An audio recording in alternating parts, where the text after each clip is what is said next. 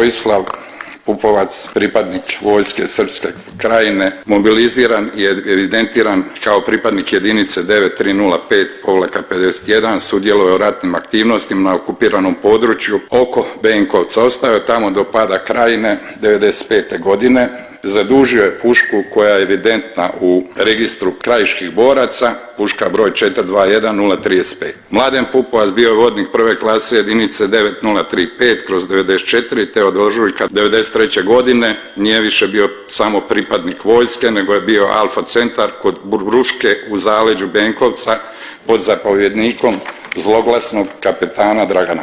Sve ovo govorim zbog niza napada SDSS-a i gospodina Pupovca koji se stalno poziva na srpski narod, odnosno pripadnike Srba koji žive u Republici Hrvatskoj i branili, većina od njih 95% prihvatili i branili Republiku Hrvatsku, i on sada nama dijeli lekcije, naziva nas ustašama, naziva nas kojekakvim. Sve ono, gospodine Pupovac, što je u Hrvatskoj rađeno, sve kuće u obnovi, pa sada od najnovijih Petrinje, Gline i Siska radila je hrvatska vlada, izgradili su hrvatski građani, a novac koji ste vi do sada, ali više nećete dobijati, pitanje je za što i gdje ste ga vi utrošili.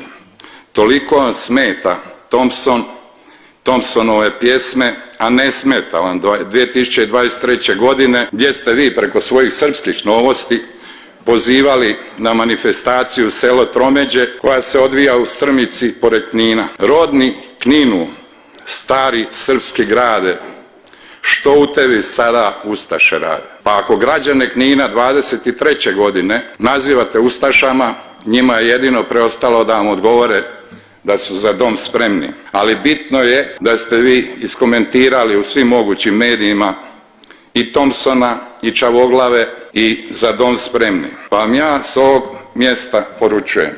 A nedavno je to, odnosno jučer čini mi se, progovorio i gospodin zastupnik Nino Raspudić. Okanite se vi Srba u Hrvatskoj, jedina prijetnja Srbima u Hrvatskoj ste vi, a Srbi u Hrvatskoj su sigurniji nego u Beogradu, čemu imamo priliku svjedočiti ovih dana. Pa ako vam je baš toliko stalo do Srba, i sami ste izjavili da je vaš glavni grad Beograd, da je vaša matična država Srbija, ne vidim u čemu je problem, sad imate priliku pomagati Srbima u Srbiji i Beogradu.